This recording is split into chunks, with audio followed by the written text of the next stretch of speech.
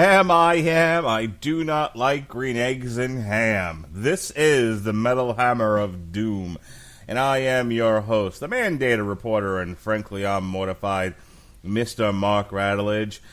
And joining me tonight in the second chair to review Five Finger Death Punch and Justice for None, released May 18th, 2018, is Sam I Am himself, the host of source material in his own right, the disapproving dad. Ladies and gentlemen, Jesse Starcher, how do you do, sir? Oh, Mark Rattledge. Let me tell you, you start out at 3 with a dinner. I'm going to call it dinner. I don't know what time you usually eat dinner around your house, but I tell you what, today's meatloaf, mashed potatoes, broccoli, noodles, and bread knocked me down for the count. I saw the picture. My goodness. And then my wife thought it would be funny to post a picture on Facebook from my own camera of me taking my meatloaf nap. Now, listen, when you're 40, you're entitled to a meatloaf nap, whether you're, I consider it in peace, and that's just ridiculous. I wake up, and the next thing I know, people are talking about my story. I'm like, what are you talking about, my story? Yeah, thank you, Melinda Starcher and Sneaky Pete. But yes, you know what? I had to take a nap because, by golly, tonight I'm going to be picking up some change, I think. We did the HelloFresh. You know what the HelloFresh is? You know what Blue Apron is? You know what these... Oh, yeah. Yeah, I know what you're talking about here. All right. Well, they are not a sponsor of the show. This is not one of those podcasts where we break into... 20-minute ad? A paid sponsorship. No, we're just talking about shit that goes on. And despite the fact that we some po folk, my wife decided to take the very precious money that we have, the little precious money that we have, and do some HelloFresh. And so we got 3 meals from HelloFresh this week, and we did one of them tonight. Tonight was the prosciutto wrapped chicken. And, I got home, 6:15, shortly after she got home, and we ate around 7 o'clock. My kids had Lunchables. That's how that goes. Oh, they were probably offered the food, and they were like, no, I don't think so. Yeah, it's a hard pass. That's exactly what happens here. No, you want some you want a healthy meal? No, can I have the package of graham crackers, please? Sure. Yeah, exactly. So, just a side note on that. My daughter comes scampering into... My son comes scampering into the kitchen and says, I want a snack. And he goes, I want something crunchy. My wife says, have some Cheetos. And I was like, over my dead body. And I gave him some goldfish. Okay? I said, no, sure. Get up. No, run along, little doggy. And then my daughter comes in the room. She's like, well, I want a snack too. My wife says, go get some Cheetos out of the thing. And I'm like, over my dead body. Fucking Cheetos, man. And I gave her a small bag of pretzels. Like, I get it. She wants a salty snack. She don't need to be eating no fucking Cheetos, man. And it's hard. And I look at my wife, and I was like, where did the Cheetos come? Why do we have Cheetos? We're a bunch of fat people. Why do we have Cheetos in the house? And she was like, I put them in your daughter's lunch. Now, let me tell you something about me as a parent and a husband, Jesse. If I'm not involved in the activity, and I'm not going to be involved in the activity, I don't necessarily weigh in my opinion on the activity. Okay. And I understand that my wife has been packing my daughter's lunch all year. I don't offer to do it. I don't do it. And if it doesn't get done, I'm not doing it. She can buy lunch. It's fine. Yeah. But my wife does it every single night. It's part of her nightly routine before she goes to bed. So she's entitled to put Cheetos, even though I am religiously against it, in my daughter's lunch, because the other choice is, well, then she just won't make the lunch and I'll do it, and I can put all kinds of whatever in there and it probably won't get eaten. But so, it's like, when I'm not around, if they want to eat Cheetos, that's fine. But when I'm around, God damn it, there will be no Cheetos. No Cheetos in the Rattledge household. No cheese puffs, no cheese doodles, Nothing with that powdered cheese crap. I'm pretty sure that's what's giving everybody the diabetes. Ooh, and the cancers probably. And the cancers. Yeah. Yep. I don't know how I got cancer then because I don't eat the Cheetos. I think they're Did gross. you eat them? Have you ate them before in your life? Yes, I have eaten them before in my life. That's how I know they're gross. You cannot rule it out. You cannot rule it out, sir. You think it was festering Cheeto dust? That's very from what I understand, everybody who's drank water has died as well. So there's connections we may not be making. This and is I true. can see I can see Cheetos possibly being a link to this. So there is a never rule it out. There is a direct correlation. That's very true, Dr. Starcher. There is a direct correlation between people who drink water and people who die. As thin as that line may be, or that thread, it's there. Welcome to the Dat Science part of the Metal Hammer of Doom. Good God. Five Finger Death Punch, Jesse. We talked about this on the Metal Hammer of Doom Extra. I came to this band through Pantera. I came to and their almonds in space. I was going to say, and everybody on the planet Earth has Pantera to thank, from what I understand, because we were potentially repopulated. Yes. Populated by the Pantera seed, so I understand where you're coming from. It's space almonds. Anywho, let's take two. I came to Five Finger Death Punch through Pandora. As I said, I used to listen to Pandora while I was out running on the treadmill or in the street or whatever, and they came up a few times, and as it turns out, a lot of their early music is really, really good, like aggressive workout music. Wave the Fist, War is the Answer. They got really popular with their cover of Bad Company, which I really liked. But overall, I've really been a fan. I would say I started tuning into them right about the time they released American Capitalist, which is a hilarious album, by the way. It's hilarious because I believe it's American Capitalist, where there's just every line of the song is like a title of another song. It's like. Well, I told you war is the answer. It just goes on like that. So how did you come to Five Finger Death Punch? I believe Bad Company was the one that made me go, oh, hey, I'm taking notice of these guys. These guys sound like, because it was getting played all over the radio back then. And I said on the Metal Hammer of Doom Extra that it was most likely, I know I've listened to Got Your Six a lot. So that's 2015. I listened to that probably straight through a good bit. I really do like that album. American Capitalist, did you guys cover that on this show? You guys didn't, did you? I don't think so. That was 2011. That seems pretty early. But then War's the Answer is where Bad Company came from. So on that album itself, I was looking at some of the titles thinking, okay, have I actually listened to this or not? And there's a few on here that kind of strike me going, okay, maybe I have, because My Own Hell, I remember that one for some reason. And Bulletproof is one. Dying Breed is one. So I may have listened to War is the Answer, but I can tell you with absolute certainty that Got Your Six got a lot of play by me. So that was where I came into them and really sat down and listened to a good bit. I know you guys have always joked on here about Hatebreed and our bro metal. So that I know you guys have mentioned Five Finger Death Punch quite a few times throughout the podcast.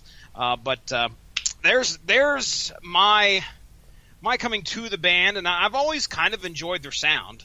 It's something that I can get into personally. So now when it comes to are they one note? Well, we'll talk a little bit about that tonight. All right. As I said before, it was released just this past May 18th. The three singles from the album so far are Fake, which was released April 5th, Champagne, Jesse's favorite song, on April 20th. Oh, boy. Oh, boy. And When the Seasons Change. People change. May 4th. So we're not going to waste any time tonight because if you've been listening to all of our shows this week, you know that I have been working a lot and not sleeping very little. So I just want to plow through this, if you will. So let's get into the business. Our first song here is Fake, Five Finger Death Punch.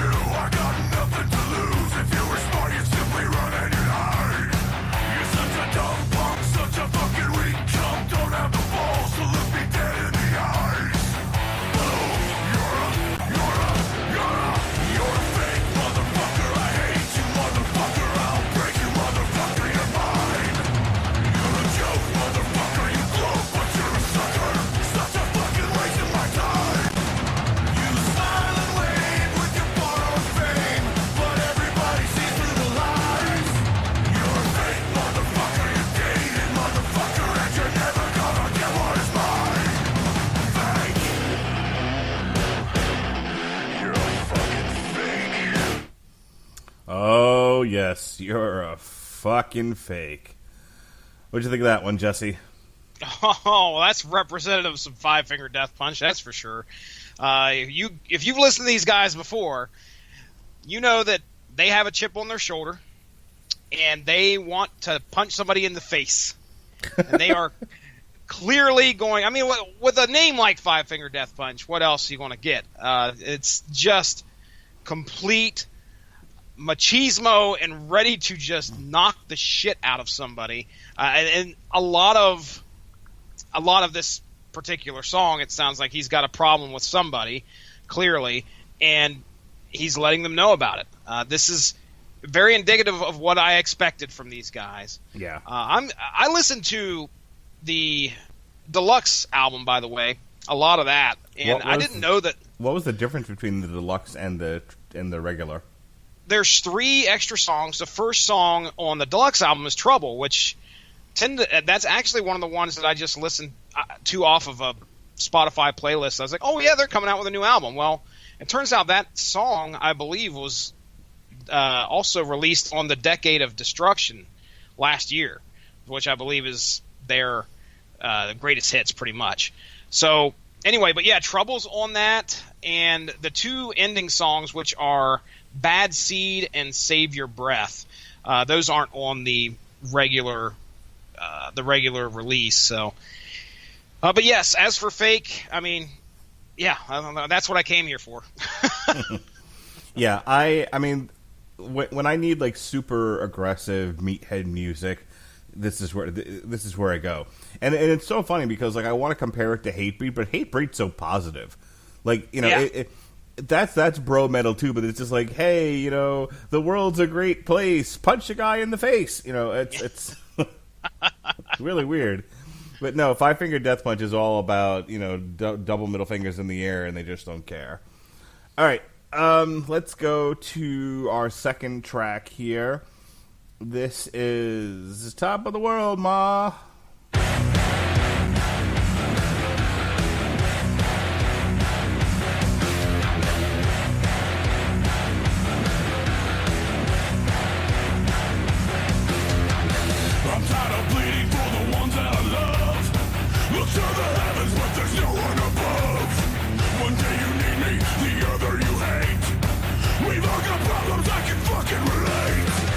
I've tried my best to be humble.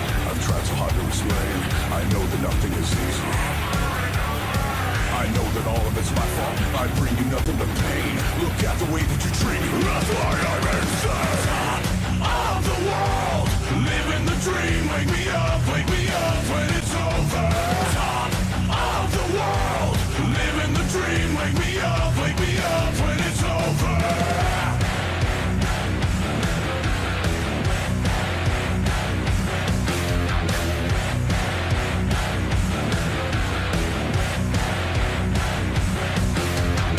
I'm sick of burning for the ones I despise. Have you mistaken me for some other guy? One day you love me, the other you run. My life's a comedy, well isn't this fun? I've tried my best to be humble. I've tried so hard to explain. I know that nothing is easy. I know that all of it's my fault. I bring you nothing but pain. Look at the way that you treat me. That's why I'm insane. Top of the world, living the dream. Wake me up when it's over. Top of the world, living the dream. Wake me up when it's over. All right. Top of the World, Ma. You know, like I gave this a listen to today, and I mean some of these I'd already heard already, but I gave it a straight through listen earlier today, and you know, is it as aggressive? Is it as violent as the first 2 albums? No, they've definitely drifted into that. There's a space in mainstream music where metal sits, and not all metal can sit there. It has to give up some of its intensity to take its place in that section of the music industry. And this album, I feel like, sits there. Like their first 2, not so much. But this one definitely, even American Capitalist, I thought still hung on to some of that aggression. This one got your 6. You can definitely hear some mainstream influence in there. These are more accessible songs, not bad songs. They're just more accessible and less punch a guy in the throaty. Yeah, I can see where you're coming from there. This one makes me feel like we're going to talk a little bit early about some of the elements we see in Champagne as well. When we hit Champagne, which I think that's the next one, isn't it? That's the third song? Yep. Let me make sure. Okay. Where it's kind of like his reflection and the shitty circumstances that he has in regards to being famous. I mean, he says top of the world over and over here a lot. And, I mean, it also sounds like he's trying to express to somebody about how much it's kind of changed his look on life. He says, I'm sick of burning for the ones I despise. Have you mistaken me for some other guy? One day you love me, the other you run. My life's a comedy. Well, isn't this fun? He has a lot of personal issues. It would be kind of cliche to say you got some anger issues, bro. But you could feel it come through a lot in the lyrics. And when we get to Champagne, again, it seems like that's going to be an even deeper commentary on the situation that he's in when it comes to being famous. Now, what was this album again? Was this the 8th album? I can't remember. I believe it's the 7th album. 7th album that these guys have done. And we were talking about how they'd been around for a long time. And fame changes people. You can't just get into the spotlight, especially a metal band, and proceed like everything is normal. There are a lot of extraneous circumstances, a lot of extraneous factors that come in and weigh on somebody who's now in the spotlight. So I'm sure. I just want to read from their studio album discography: Way of the Fist, War is the Answer, American Capitalist. Depending on how you feel about the wrong side of heaven, the righteous side of hell, those I think those were like the best ofs, if I remember correctly. It was his 4th studio album. Oh, let's consider a studio album. It was released July 30th. It's a 2-disc set. Yeah. No. Okay. What am I thinking of then? That had the. Oh man, that had Mama Said Knock You Out on it. Yeah, it did. I love that cover. I'm trying to think, didn't they release like a best of somewhere in here? I'll tell you what, when we talk about them here, I mean, well, I'm going to save it till we talk about them. The covers, man. Decade of Destruction, that's what I was thinking of. That's your greatest hits right there. Yeah. So you have, so getting back to the studio album. So you have the righteous side of, you have the wrong side of heaven and right side of hell, volumes 1 and 2, got your 6, and then this is number 7, and Justice for Noon. Justice for Noon. Noon. All right. Well, what do we have? I can't wait to talk about this third song. We talked about it. I was going to say we had a very lengthy discussion about this. I don't know what's left to be said, but here we go. This is Champagne.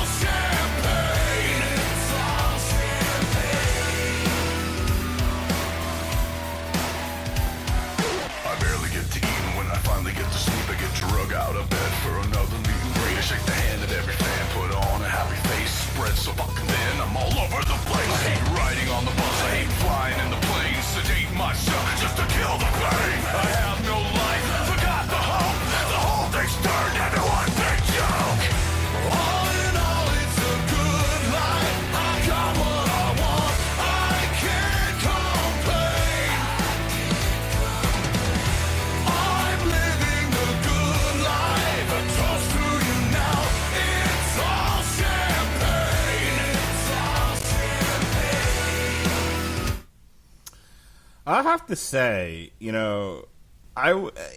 say what you will about that song.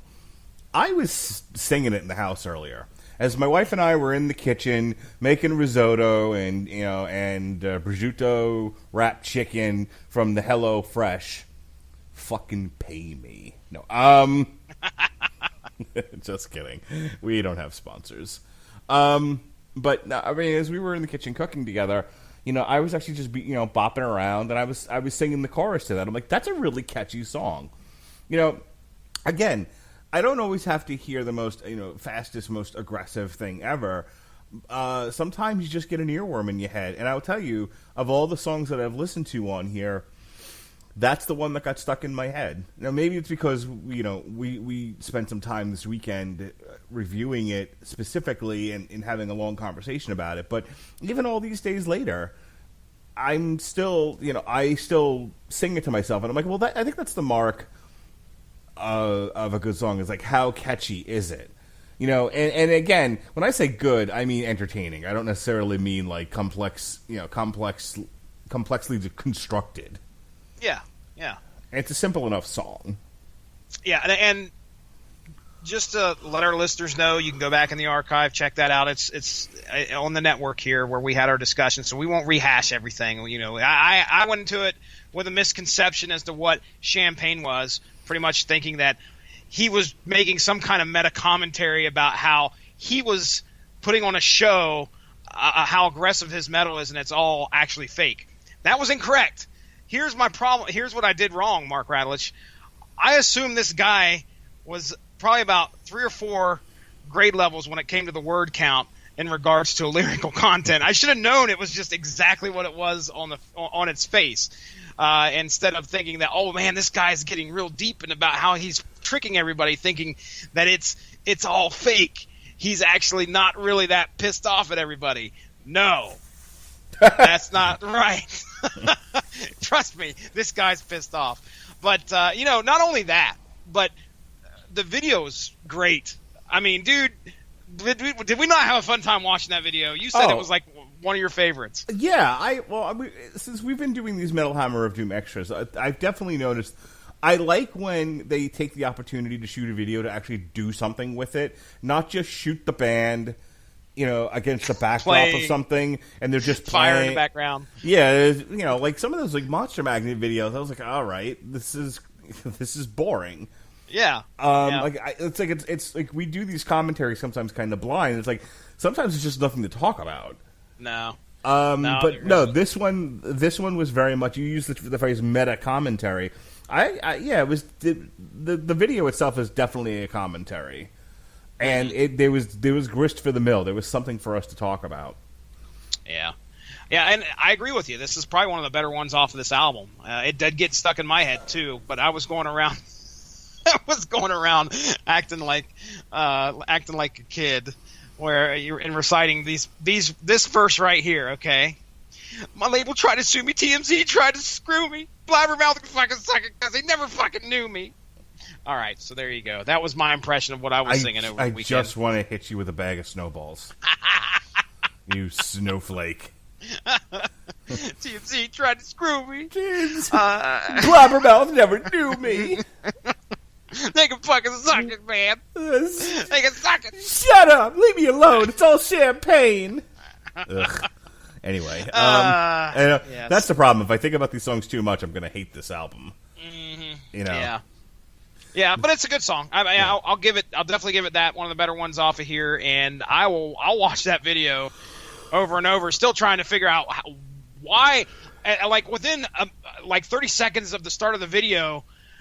There is a bear attacking the guy, and then an asteroid hits, and I mean, it's just complete insanity. Yeah. All right, what's next? You never say it right. I cue you. That's your cue, actually. No, I'm not going to dance for you. I'm not your monkey. All right, this next one's a cover. This is not Paint It Black, but Blue on Black.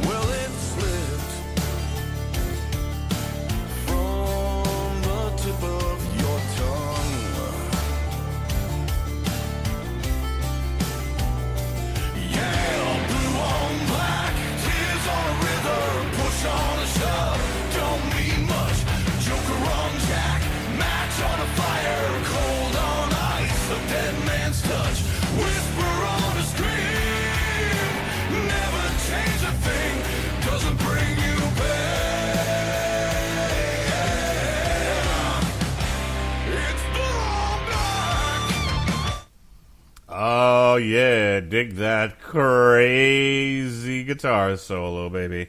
All right, so that's Blue on Black, Jesse Starcher. That's a cover. It's pretty good. You know, I don't really have a whole lot to add to that other than I wish Robert Cooper was here to tell us how much he hates country. There are some elements in this album that makes you go, "Oh, whoa, wait a second! Whoa, are we going to know a country song? What's the deal?" No, and you know who I blame that on? Fucking white people. Fucking white people. Fucking white people, okay? It's you white people out there, you honkies, you crackers, that love your country music, and you're just a little bit country, and you're a little bit rock and roll, and so you see country music elements seeping into my meathead, heavy metal to appeal to the most white people possible. Oh, man. When Five Finger Death Punch usually does an album, you can pretty well count on there's going to be a cover. Five Finger White Punch. White Fist. Callback. So one of the reviews here, I'll go ahead and read this. White Finger Honky Punch. This is what you can expect. This is straight from Sputnik Music. I don't know. I thought you were going to say this is what you can expect from the Metal Hammer of Doom, self-loathing white people. Yes, indeed. This is what you can expect from really any song of theirs. Generic down-tuned open string pedal tone riffs, lyrics about social media, athletes, haters, which they don't care about, which is why they talk about them so much, or whatever else is trendy when the album drops, a humdrum cover of a classic song, garden variety pseudo-tough guy inferences. Now, let me talk about the covers real quick, because I think... first of all, that was 100% accurate.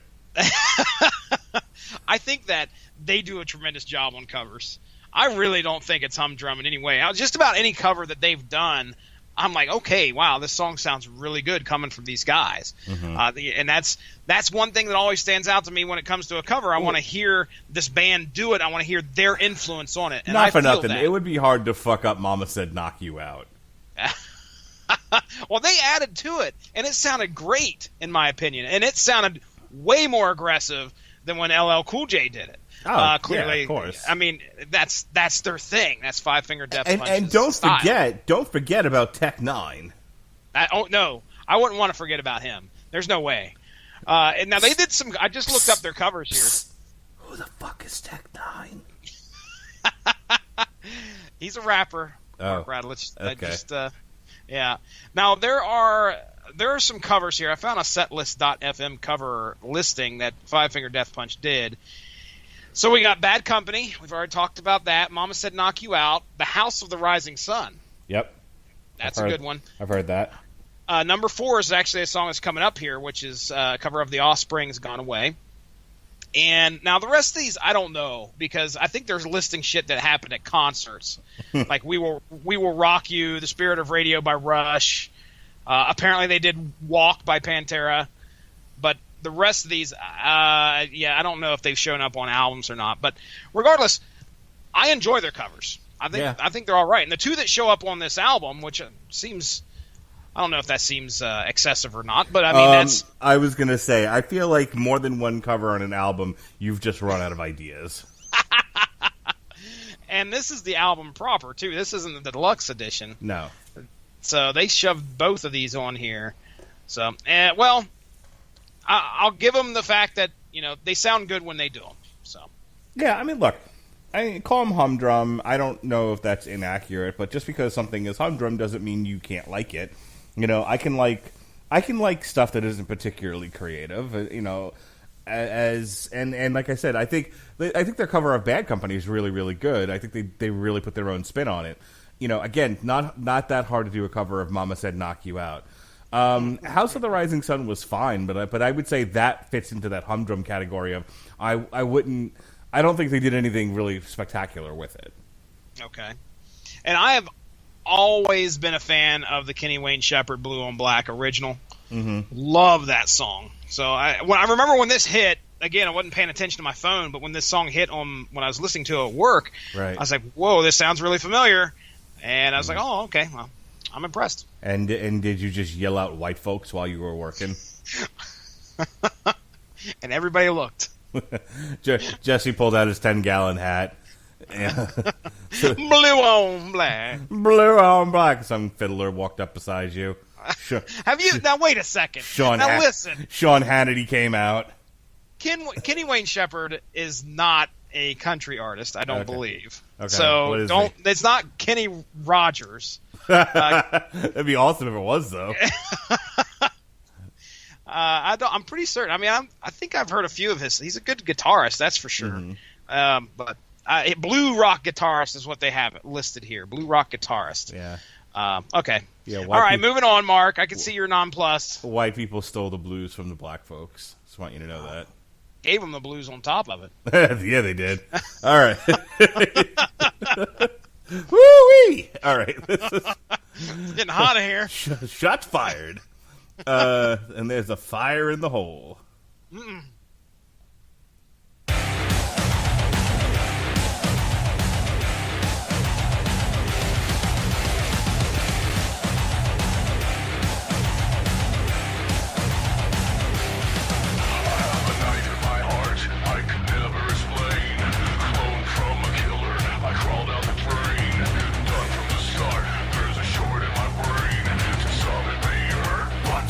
Just pain, regret it, never forget it. This ain't a game.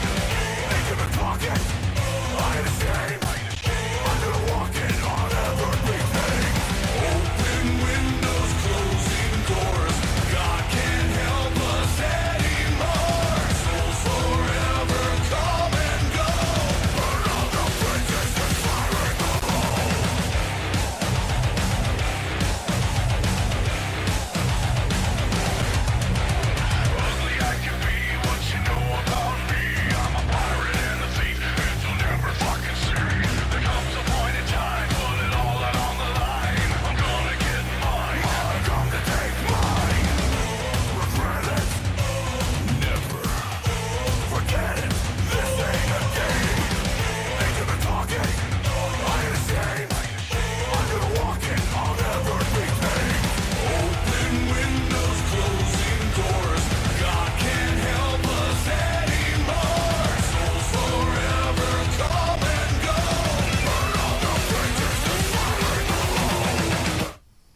Oh, my goodness. All right, so the first thing that I remember thinking this earlier when I heard Fire in the Hole. First of all, I like that song. They definitely, somebody in that band has been listening to pirate metal. Got that cadence with it? Yeah. Somebody in the band's like, have you heard of Elstorm? And Ivan Moody was like, fucking blabbermouth, man. They're like, all right, listen, shut up for a second. I'm going to... You know what? Fuck it. I'll just... Ivan, do you have any whining, crying, pissed off lyrics? Yeah. Do you maybe something that promotes the military? Yeah. All right, just sing that one, and I'm gonna play what I'm thinking about. I'll throw something there. You just be ready. It'll be all put together. We'll produce this in post. Yes. Yeah. I hear you, man. Trust me. This one didn't like stick out to me a whole lot. It felt almost like this was something that was thrown onto the album, and it just was there. And when I'm listening to the deluxe edition, at about the halfway, maybe two songs past the halfway point, all of a sudden I start to get a little tired of what I'm hearing, and this is where I think it started for me. I mean, I know we're not anywhere near halfway, but this was like, okay, well, this is just Five Finger Death Punch throwing out a song here, and I wasn't anything in depth lyrically. Open windows, closing doors. Okay, God all right. can't save you anymore. I will tell you that probably one of the funniest things that happened to me while this song was on was me looking down at my Spotify trying to figure out what the title was, and just quickly looking at it and then turning away and then realizing that I thought it said finger in the hole. And I had to look back, and sure enough, it was a combination of the fact it said fire in the hole, and below it said Five Finger Death Punch. Nice. Well done, sir. Finger in the hole. Finger in goodness. the hole. Oh, that's a Steel Panther song. If it ain't, it should be. Stinky finger in the hole. God can't save you anymore. Anywho. Right hole, wrong attitude. Anyway. Right hole, wrong attitude. Yep. Girl don't want to trying to think of how that would actually come out of somebody's mouth. I've said that to people. Jeez. Talking about giving up that a-hole. I'll be like, yeah, or, and they're like, nah, I'm not into it. They're like, oh, right hole, wrong attitude. Oh, gosh. When we hit the halfway point in this album, I know there's 13 songs, but when we hit the halfway point, I will bring our word counter statistics to the forefront so we can have those to chew on for the rest of the album. So what do we got? A couple more songs before we hit that? Oh, boy. That'll be the best part of the show. It always is. I wanted to ask you before. I didn't find anything, but, sometimes you're better at getting through all the noise and finding things to talk about for this show. Did you actually see anything about Champagne, like what it was really about? Or like, have you seen any interviews from Ivan Moody? No, Okay. I have not. I did not have a chance to really dive into what has been put out there by these guys in regards to the singles and the album itself. So, yeah, I wish I could tell you for sure. I'm sure there's something out there because he doesn't have any problem doing any interviews, at least from what I can see. I've got a few reviews up here that I was looking at. He seems like a guy who really, really needs attention. Well, you said that you went and saw him live, and the guy wouldn't shut up. No. He definitely suffered from Anselmo's disease. Which is, if you don't know what Anselmo's disease is, folks, it's diarrhea of the mouth. It's flapping your gums and saying nothing. I jumped in here just to see what Blabbermouth had to say, and Blabbermouth is definitely covering this, even though he straight up puts them on blast, as the kids say, in Champagne. So, I mean, he doesn't have any. They got a quote from an interview here where he's talking about Blabbermouth on the Blabbermouth site. So I'm sure he's probably not talking to Blabbermouth themselves. They're quoting another interviewer from Rock 108. Well, go ahead and read it, man. What does he say? Okay, well, this is in a brand new interview with Iowa's Rock 108 Five Finger Death Punch bassist Chris Cale. So this is not Ivan talking here, but said that And Justice for None marks the first time that we've had the album available on Spotify the first week of release, because the other years they didn't count streaming towards physical sales and album sales. But now they've gotten together and streaming actually counts towards album sales, he said. So this is the first time we've actually gone in guns blazing on every single platform, whether it be physical sales or vinyl, all that stuff, streaming, Apple Music, everything. It's all available right now out of the gate, and we're only hoping that we can pull off some magic on this thing. We've had several number twos, and by number twos, I mean number two slots. He's clearing it up that it isn't shit, ladies and gentlemen. Smack talkers on Blabbermouth, all right? I don't understand how that even figures into this part of the interview, but he decided to mention Blabbermouth by name at the end of that. Maybe he was talking to them themselves. I don't know, but yeah, it's scheduled, according to Blabbermouth here, they say according to Billboard, this album is likely to sell between 65 and 70,000 units in its first week of release to land at number 3 on the Billboard 200 chart. Now, this was done, May 23rd, so that was today. So, yeah, it's going to be a top charting album. I got a lady that sits behind me at work who, she's your average kind of country type girl, but she likes to dabble in what the radio plays here on the rock station, and they play some Five Finger Death Punch, and she has downloaded their album. And I told her, when I was listing this one, hey, the new Five Finger Death Punch is out. You may want to check it out. There's probably something on there you would enjoy. So this has a lot of appeal across a lot of boards. And as to, I'm sure it's all about the aggressive, the great covers, I think, is what really landed them first and foremost on everybody's list. But then the stuff after that, a lot of people enjoy. So what's next? What do we got? Alrighty, here we go. This is I Refuse, Resist.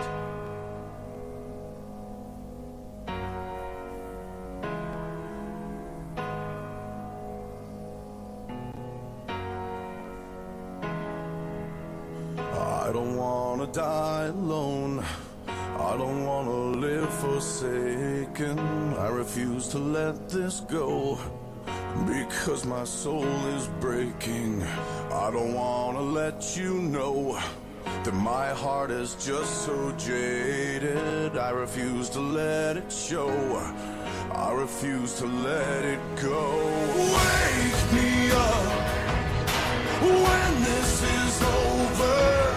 I'm tired of living life like it's a dream. Please wake me up when it's all over. I'm tired of living right here in between.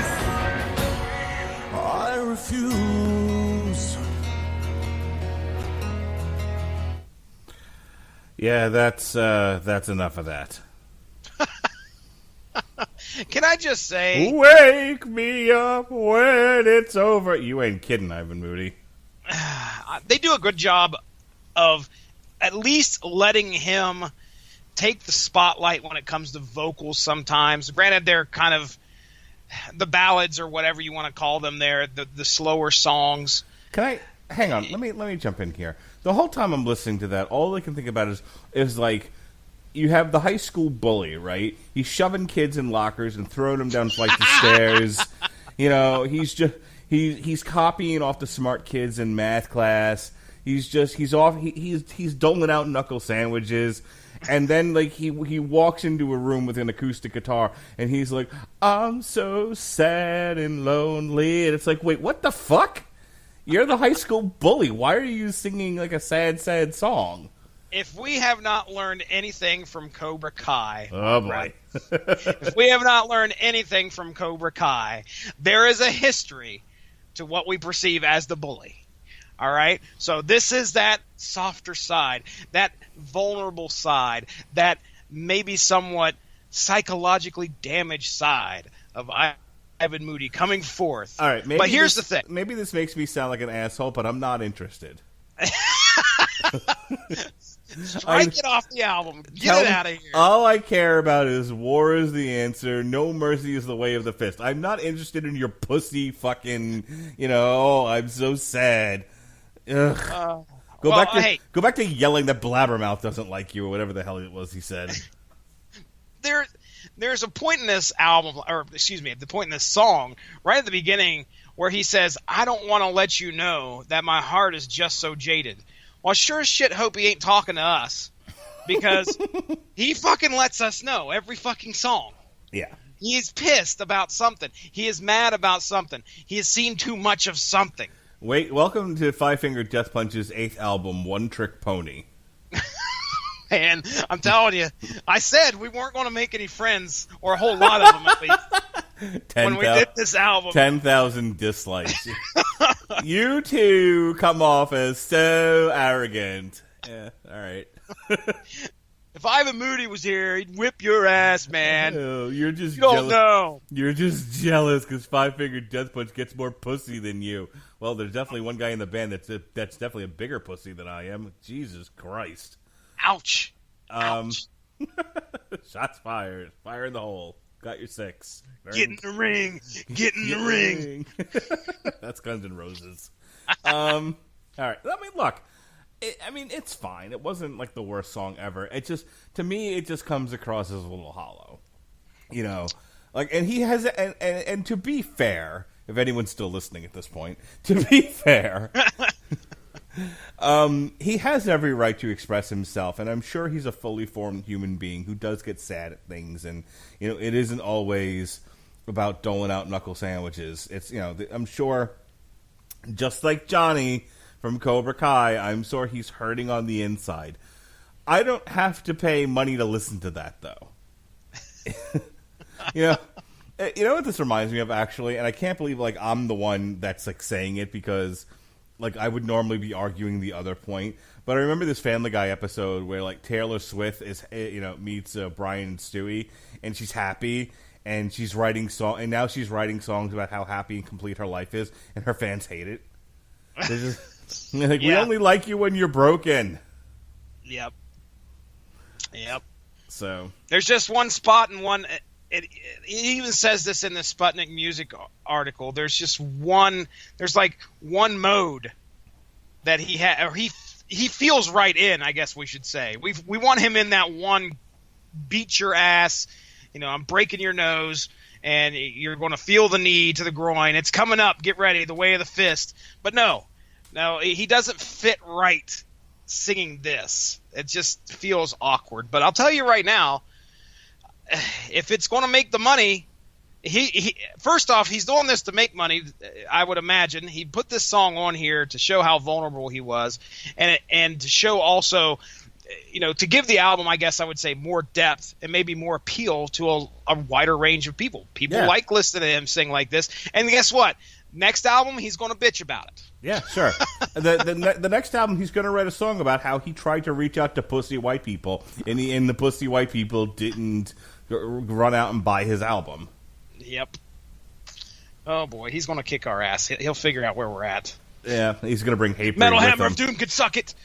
They never fucking knew me. Yeah, Five Finger Death Punch Ministry and Hatebreed are all going to show up on my front lawn. Oh, dude, those are not guys I want to see. Okay, not all at once. Not anywhere near my house. They show up to Lanford, Ohio, whatever the fuck you live. It's just like, send out Starcher. I'll show you white people. Come on. You watch an episode of Roseanne? I love Roseanne. It's great. Lanford is the setting of Roseanne. Yes, it's the imaginary town in Roseanne, which is actually in Illinois. Just making sure. Don't say where I live on here anymore, because I don't want anybody showing up. All right. This next one is called It Doesn't Matter. I wasted a lot of time and effort on motherfuckers like you. Now it's my turn. 1, 2, 3, fuck yeah!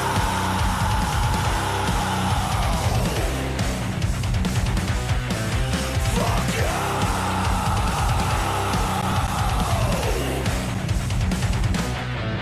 You can run away from anything that you have ever done. You're a victim to the system, you're a knife and I'm a gun. You wanna be a martyr, but you cannot take the pain. You're a voice without an echo, you're a drum without a rain. You want me to just turn the other cheek, want me to admit that I am weak, want me to submit. That ain't me, that ain't me. You're so self-righteous, and you're never gonna change. You're sick and spineless, you're the fake and I'm the fame. You can't convince me life is fair, 'cause you were never even there. In the end it doesn't matter at all. That's why I never really cared, 'cause I was never really scared. In the end it doesn't matter. Matterhorn. All right. All right, that was pretty good. We're back to him yelling and screaming and carrying on like a woman. That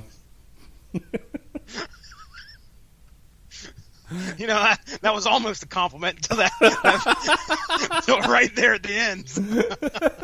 I'm just picturing like Ivan Moody and Al Jorgensen pull a Jay and Silent Bob. They're gonna like ring my doorbell one day and just punch me right in the face. Oh, yeah, dude. Whatever. Wow. Bring it on. Okay, here we go. Let's do some word counter statistics, because we're rocking and rolling here. We're already at the halfway point, if not a little bit after the halfway point of this album. Yes, sir. So here we go. Word counter statistics. Ladies and gentlemen, this is the first episode you've ever listened to, we have a tool that we use from the internet where we can shove song lyrics into it, and we will get some great little bits of information from the words that are in there, like the syllables, word count, all this other great stuff, the readability of the song or album, as we're doing in this case. So I took the whole album, all the lyrics off of this album, and threw them into this word counter. So altogether we got 3,664 words from all the lyrics in this album proper. Okay?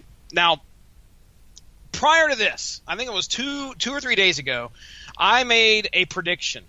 I just did this today, but I made a prediction. I sent it over. I've got it in front of me right here on our very own show, where I said the top words that will be coming out of this album will be I, you, and me. Okay, so that was the top 3 that I said would come out. However, I have been given the correct information here, and the top words, we're going to run them down 3 to 1, okay? Number 3, I'm. Number 2, you're. And number 1, me. Of course. So I was close. I was very close, but you'll like this. This is my favorite part about this, Mark Radulich. I can take a look at the top 10 2-word combinations off of here. Would you like to take a guess at what number 5 is? Please do tell. Motherfucker. Yes, now. Terrific. Motherfucker. Which is funny because most likely, number 1, the 2-word pairing here is you're a. So you're a, and of course we had just the song Fake, I think probably repeated that a shit ton of times. You're a fake motherfucker.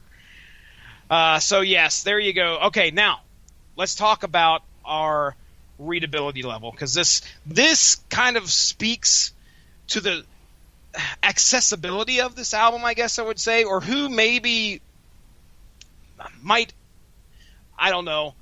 I don't want to say level of intelligence, because that can be a misnomer here. But the lyric writing in this, we've seen college level lyric writing when it comes to albums. Yeah, this ain't gonna be college level. I'm going to give you the opportunity to guess, sir. Just throw a guess out there as to what the readability level is for the whole album of And Justice for None. 2nd grade. Ooh, wow, that is low. You're actually not giving them enough credit here. 2nd grade. You don't say. 5th or 6th grade student. So this is something my middle schooler could understand. But yes, that's what we're looking at here. I mean, dude, we've seen some lyric writing come out of some great artists that were just, and stuff that I didn't enjoy, but it sounded hardcore as fuck, and it was black as, as metal as can be, and it was college level shit. That is not what you get with Five Finger Death Punch. Now, granted, there are 2 covers included in here, so maybe that might be skewing it a little bit. It might help it out a little bit. I don't know, but that's clearly not their songwriting, so that got to factor in that into there as well. But there you go, Mark Radulich. That is our word count tools statistics for the day. All right, let's move this show along here. This is our 3rd single. This is When Seasons Change.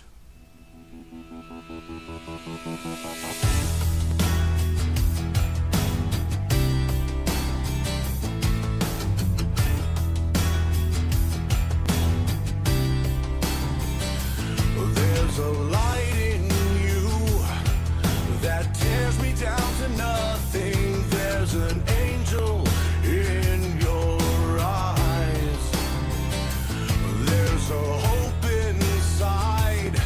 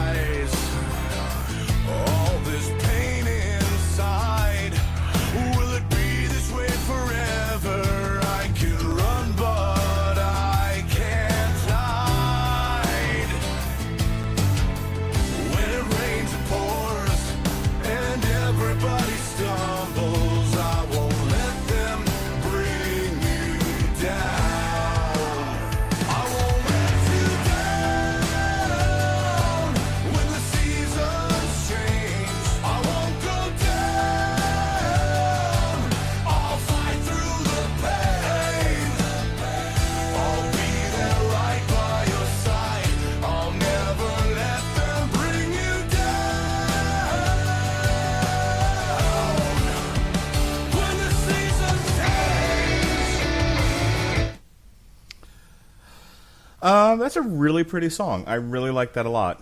Lyrically, I think that's a big winner for me. Probably the most accessible off of this album. If anything's getting radio play, I would say that one is. It's got... but that didn't sound nearly as hollow and fake and ridiculous as I Refuse. Well, I Refuse felt like, to me, the more syrupy side of Five Finger Death Punch. That one right there. The more what? Syrupy? Syrupy. I heard Syrupy. like syrupy. I'm like, what? Wait, what? Syrupy. Syrupy. That's my Appalachian coming through there. Sorry. Syrupy. Oh, put some syrup. Put some syrup on them pancakes. In Lanford, Ohio. That's exactly right. That's where you're from now, by the way.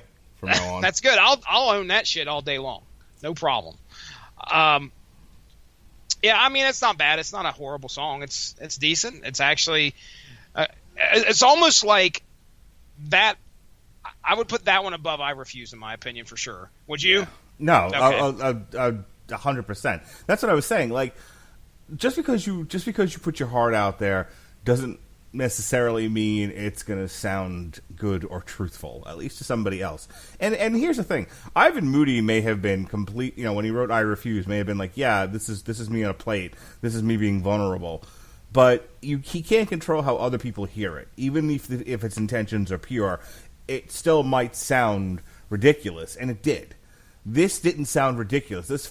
This I feel was truer to his soul than I Refuse. And they might have been equally in his mind, but again, you know, two people can look at the same painting and see two different things. And certainly, you know, once you put your art out there, it can be interpreted in any kind of way by, you know, a vast number of people. So when I hear I Refuse versus When the Seasons Change, I see two different songs.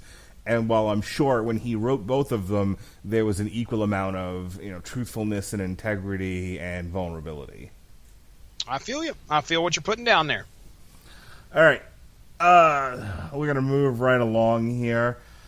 This is Stuck in My Syrupy Ways.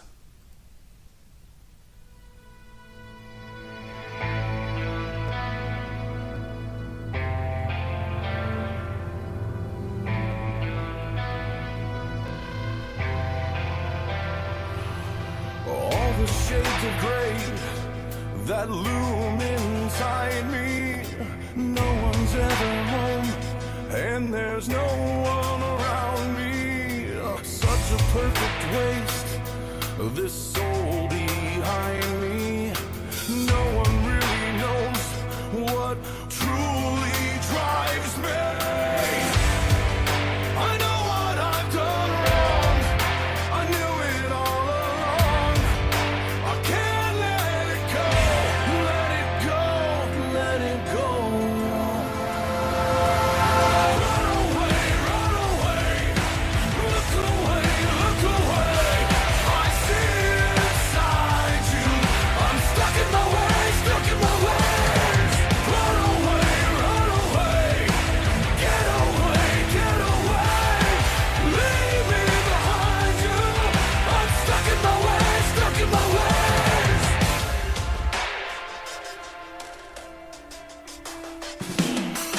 All the shades of red that have designed me, all the hell I've seen, it still confines me. But all the pain I've felt, it's still inside me. All the rage I have, it still completes me. I know what I've done wrong. I knew it all along. I can't let it go. Let it go. Let it go.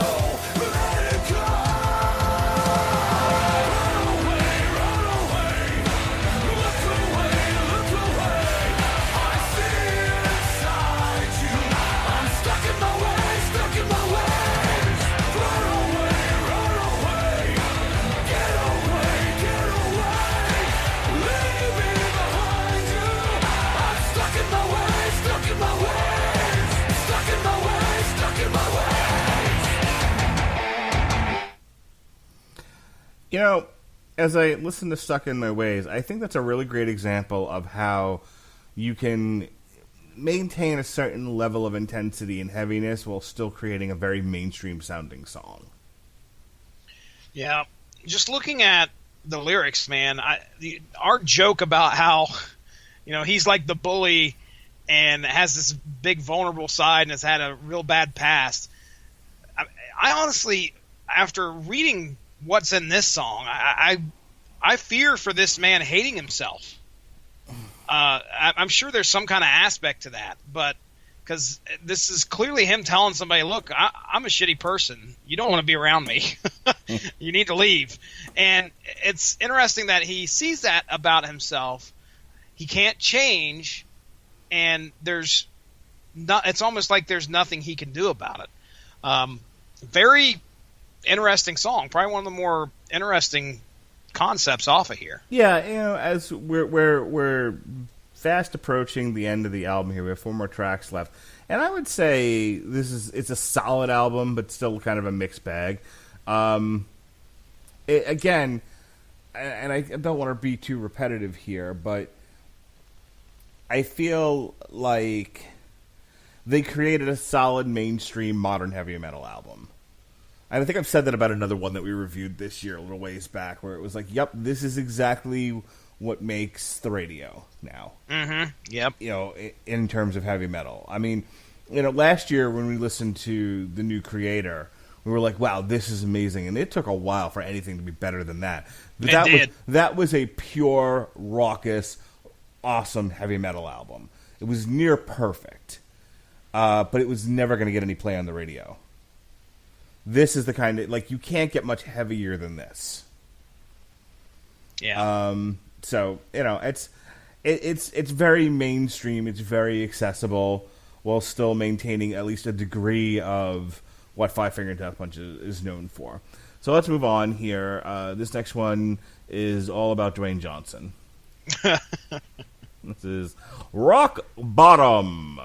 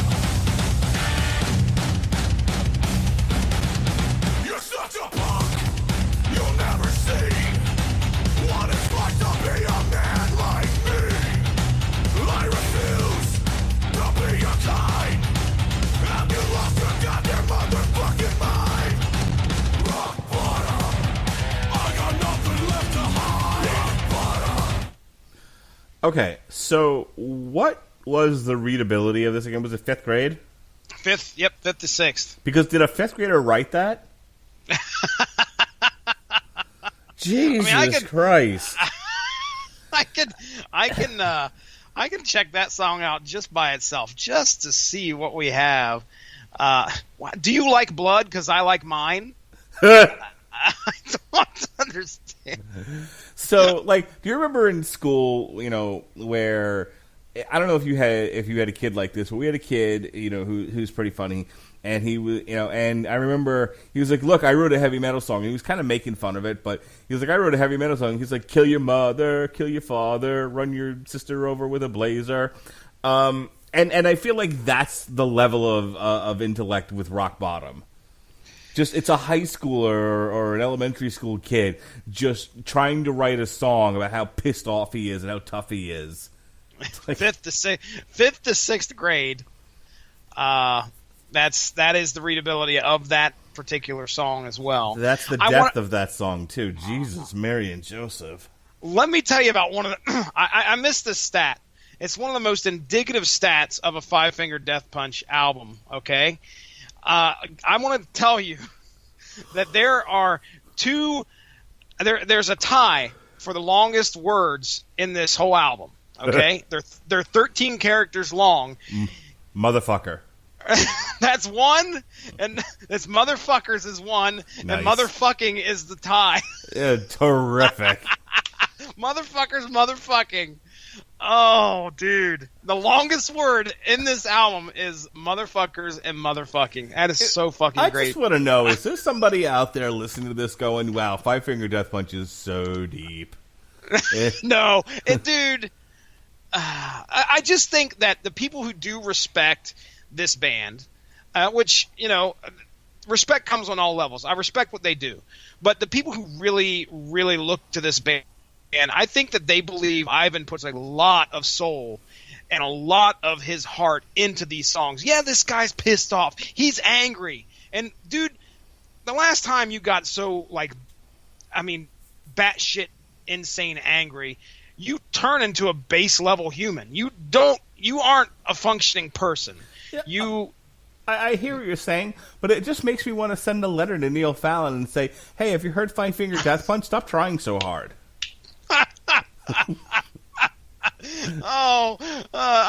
Dude, if I saw Neil Fallon sitting across from Ivan Moody, at a bar or some shit, having drinks, I would just, I don't know what to think. I wouldn't know what to think. It's the end of the world as we know it. Something's Dude, I don't going think on. Neil Fallon could talk to Ivan Moody. I think after about 5 minutes, Neil Fallon would take whatever he was drinking and jam it into his throat. Because Neil Fallon's like, ribonucleic acid freakout, the power of prayer. And Ivan Moody's And like... Ivan looks at him and says, what? And Ivan Moody says, do you like blood? I like mine. And... What's funny is when I heard this song, I thought that's what he said, and I was like, "There's no fucking way he's saying do you like blood because I like mine." I was like, "That doesn't. Why? Why would you say something like that?" And sure enough, that's what's in the lyrics. So, yeah. Moving on. Guilty. Oh wait, wrong podcast. So I sent, I tell you, when the season change really moved me, it touched my heart, so I sent it to one of my work wives. Actually, I can't call her one of my work wives anymore because we don't actually work together, but, one of my babes that I like to keep around, I sent her that song, and she just wrote me back. She's like, I really like that song, and she sent me a smiley face with 2 hearts for eyes. Hey, yeah, buddy. Yeah, buddy. The girls dig that stuff. Yeah, they do. Yeah, they do, especially the white ones. All right. If you're a white and you're a chick, I got a song for you. That's right, baby dolls. All right, speaking of white chicks, here's the Offspring. This is Gone Away.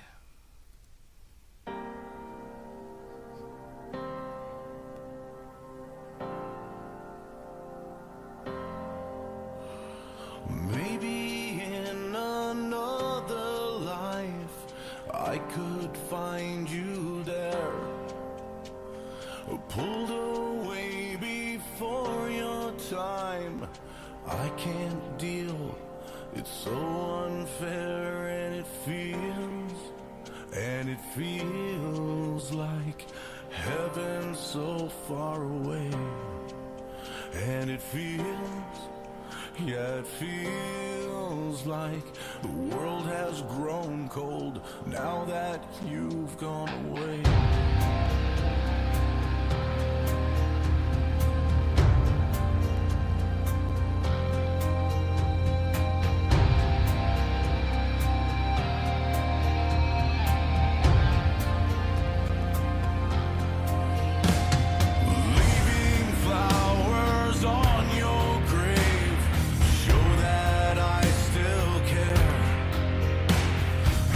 Roses and Hail Marys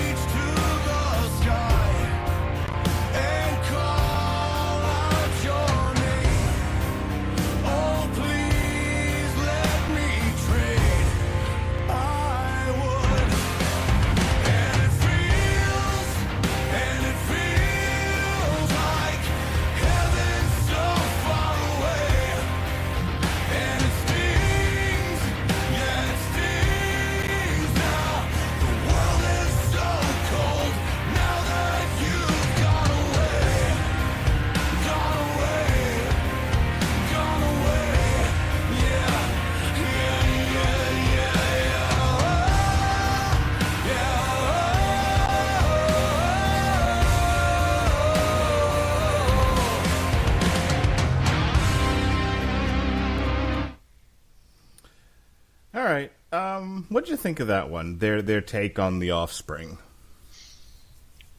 It's okay. Like I said, I enjoy their covers.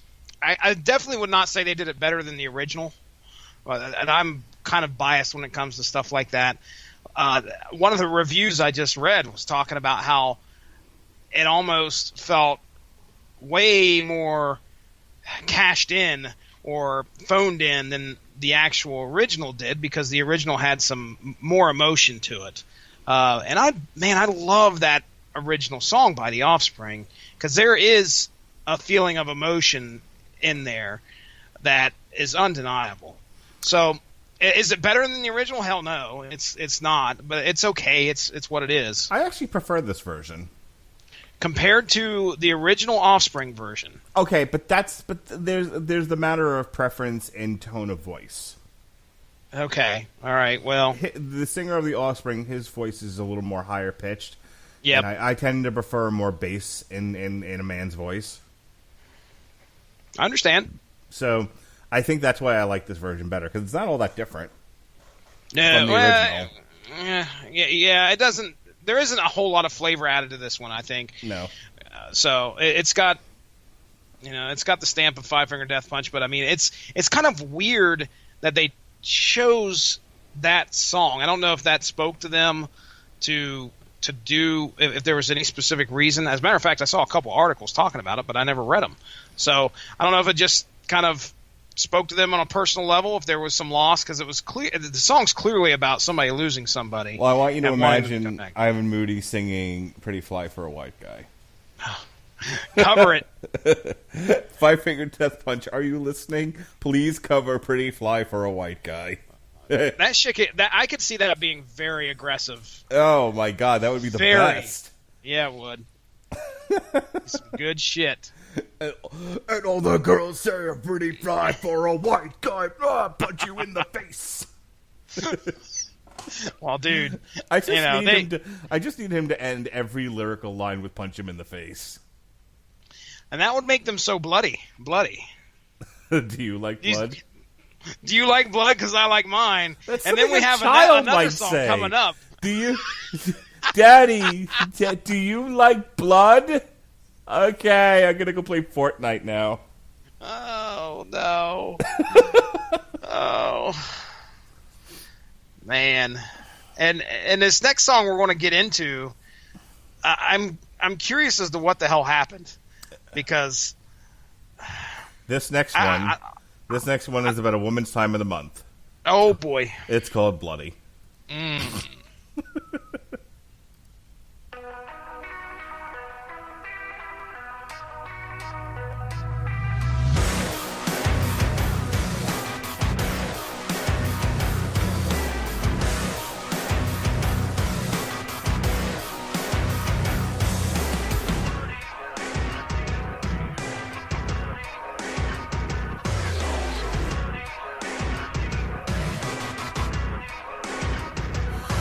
I'm staring at the photographs that used to make me smile.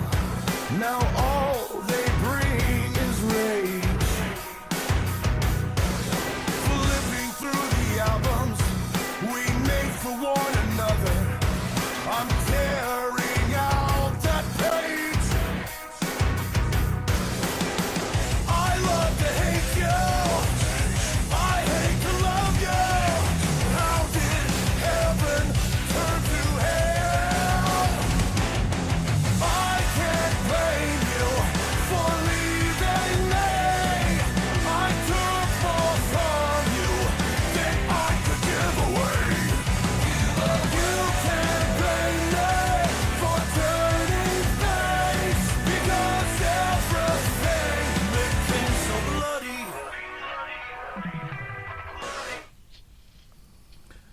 All right, could Five Finger Death Punch just stop? Good God! 13 tracks in 2018 is a little too long. We could have cut Bloody. We could have cut a cover. We could have cut a ballad, and possibly this song. I think There's no possibly about it. Cut this horseshit. you're cutting this one, and you're not cutting motherfucking, do you like blood because I like mine. You're going to leave that shit on there. At least Rock Bottom sounds like Five Finger Death Punch. I mean, it's written by a child, but at least it sounds like Five Finger Death Punch. I feel like that was like a Make-A-Wish Kids, thing. Like, can I write a song for Five Finger Death Punch that they'll record? No. How many fucking people are we going to piss off tonight? God. 10 million dislikes. Hit that thumbs down button. But I would take Rock Bottom over Bloody any day of the week. This was the worst. This was terrible. All right. But you know what's weird about that? I was still bobbing my head to it. Like here's the thing. If you didn't tell me this was Five Finger Death Punch, if you told me this was Schmagegi McGee, I was like, oh, all right. Schmagegi McGee's not bad. And then it was like, oh, but it's really Five Finger Death Punch. I fooled you. It'd be like, get the fuck out of here. They wouldn't write something this terrible.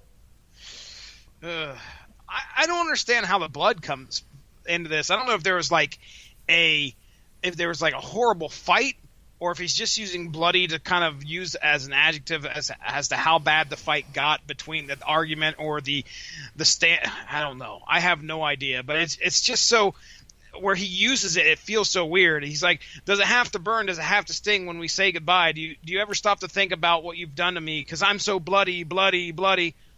Oh, what happened? He's clearly talking about being like beat up in a relationship. Okay, all right. Gay. Here's the thing. You have enlightened me on Five Finger Death Punch lyrics twice now. So I don't know what the fuck that says about me anymore. I can't be the lyrics guy on this fucking show if you're interpreting Five Finger Death Punch to me. Five Finger Death Punch is the right level of reading level for my interpretations.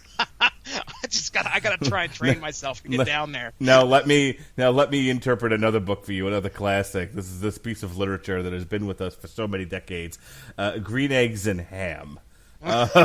Which is Hey, be ready, ladies and gentlemen. Coming up on the Rattleitcher Broadcasting Network. Yes, dramatic readings of Dr. Seuss books. I got a bunch of them. Bring it on. All right.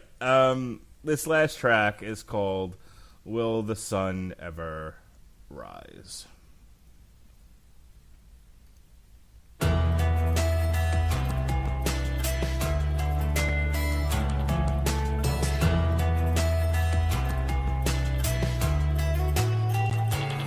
I take one step forward and two steps back. It's always been like that, it shouldn't be like that. I'm trying to overcome myself, trying to work around this hell. 2 steps forward and 3 steps back. Why is life like that? Why am I like that? I'm trying to understand myself, trying to fight through this hell. Why can't I see this clearly? Why can't I? Hey, you, why you living the dream? If you see what I've seen, nothing is clean. Hey, you, while I'm rolling the dice, I'm paying the price. I've been walking on ice. Hey, you, just get out of my way. At the end of the day, you've got nothing to say. Hey, you, see the look in my eyes. Will the sun ever rise? Will the sun ever rise?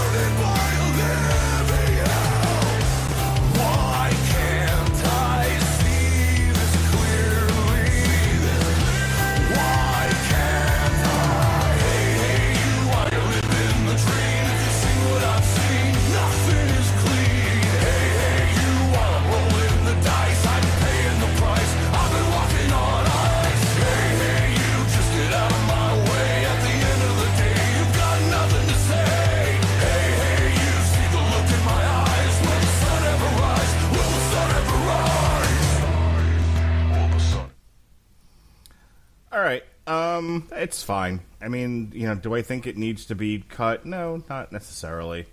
It's okay. Overall, here are my thoughts on this album. It's probably a C plus B minus. It's whatever. We've had some fun. We've had some fun talking about it tonight. There weren't enough of the kind of things I want in a Five Finger Death Punch on here for me to give it a higher grade. Okay, I'm really that's not fair. looking for them to break new ground. I'm looking for them to give me aggressive. I want to hear their music and immediately want to start lifting weights.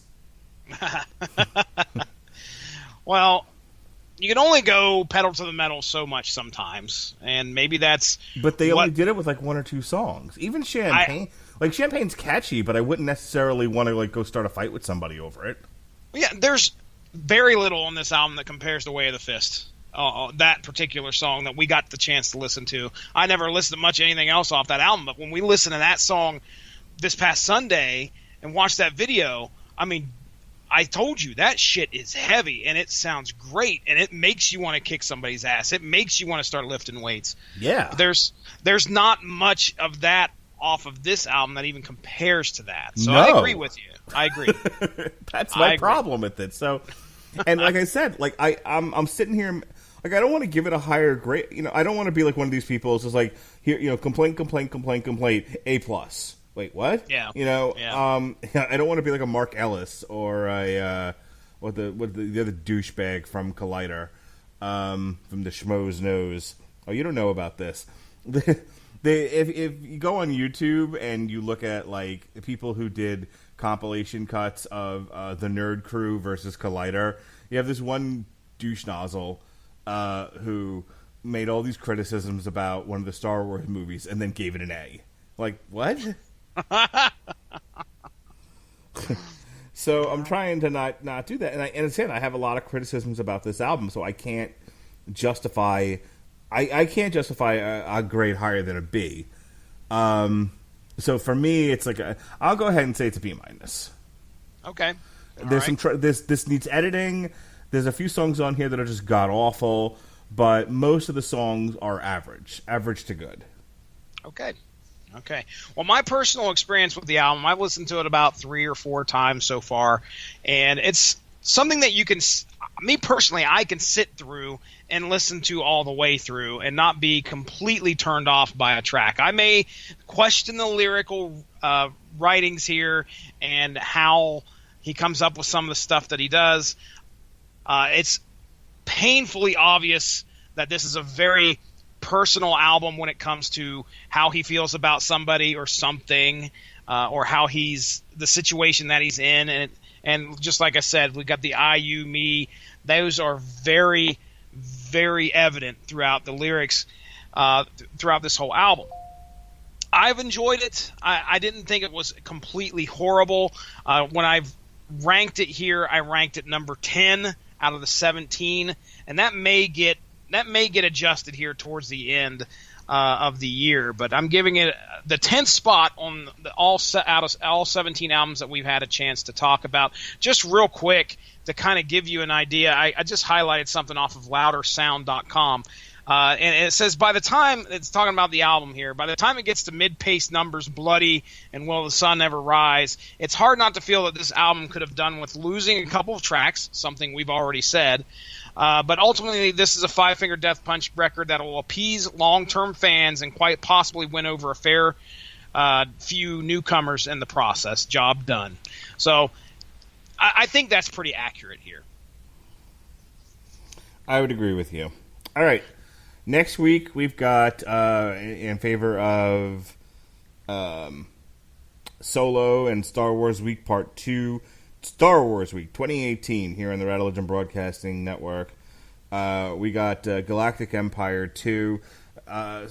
We had a lot of fun with the first Galactic Empire when Last Jedi came out, so we'll have some more fun with this one. I hope you'll tune in and enjoy it.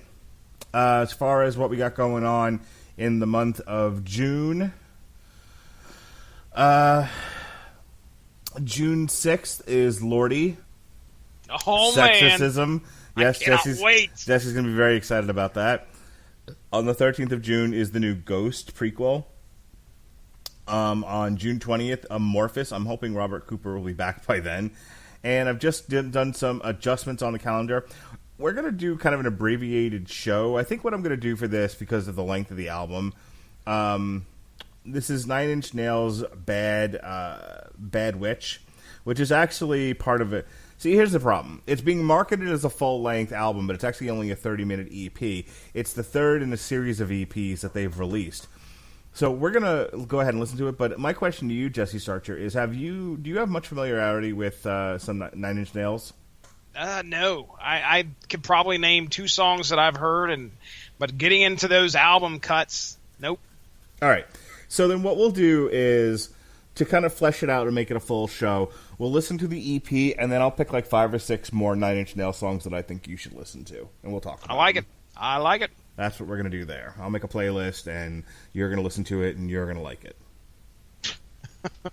All right, then. What? Just so I don't pick stuff you're already familiar with, what Nine Inch Nails songs are you familiar with? I've got to go. I guarantee you the top 4 on Spotify are probably the ones I know. I was going to say probably Closer, right? Yep. March of the Pigs? No, that doesn't sound familiar. Head Like a Hole? Yes. Okay. I may have heard Hurt once or twice. You probably have heard Hurt. If I was wasn't that a wrestling theme at one point? Didn't WWE use that for pay-per-view? The Johnny Cash version, not the Nine Inch Nails version. Gotcha. So let me look here. I'm looking at top 10. Yeah, so am I. So Closer for sure. The Hand That Feeds, maybe? No? I don't think I've ever heard that. It looks like that's pretty popular, but I don't know. Yeah, it's also one of the newer ones. Head Like a Hole, we already talked about. Hurt, we already talked about. Less Than's from one of the EPs. God Break Down the Door, I want to say that's the new single from Bad Witch. Every Day is Exactly the Same. Discipline Only. I have heard The Hand That Feeds, by the way. Oh, have you? Okay. The Hand That Feeds, I think, is off of one of the Grand Theft Auto soundtracks. I could be wrong, but boy, if it wasn't for video games, one. you wouldn't listen to music at all, would you? Somebody get Guitar Hero 3 in here. I've not listened to a lot of Nine Inch Nails over the past couple of years, but there's some stuff from the early days. Definitely got to play for you. It's from one of the first EPs from Broken. Yeah, I got to play Wish for You, and Happiness and Slavery. So we'll go ahead and like I said, I'll pull some deep cuts from Nine Inch Nails, so you get a little flavor of what they used to sound like. You ever heard their cover of Get Down, Make Love? Nope. All right, I'll throw that on there too. All right. Do you know what Get Down, Make Love is? Nope. It sounds like a I don't know. It sounds like a 70s song by some black artist. How's that? You're close. It's Queen. Oh, okay. Did I say black? I meant gay.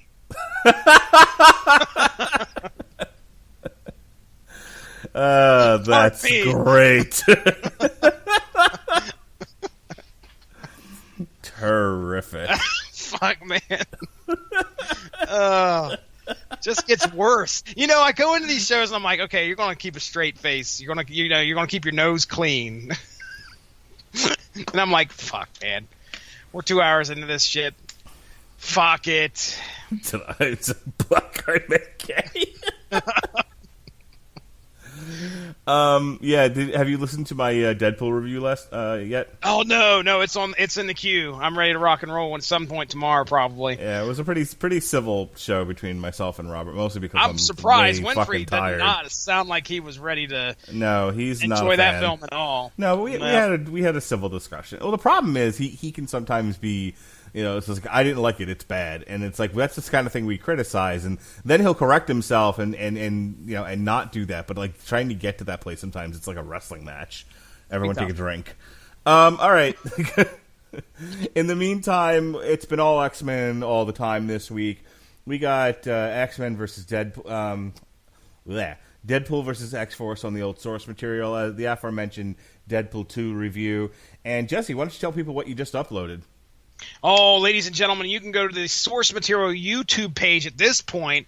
Check out the X-Men Arcade. If you guys remember that, I think it was a 6-player arcade cabinet from 1992 where me, Mark, Ronnie Adams of the Screaming Boy podcast, and Robert Winfrey got together and watched a playthrough on YouTube. So you can watch that same playthrough and listen to us commentate on it as all sorts of fun. Have you listened to any of it yet, Mark? I have not. Holy shit. You could tell first off, we did it right after the Simpsons arcade commentary. So we're like, silliness is abound, like right at the beginning. And then when plugs hit, oh my gosh, dude, it's probably some of the funniest shit I've ever heard in plugs for quite a while. Because you guys I'm trying to get through plugs. Ronnie's stepping on me. Winfrey even gets in on the fucking action, and I'm cussing every one of you guys out.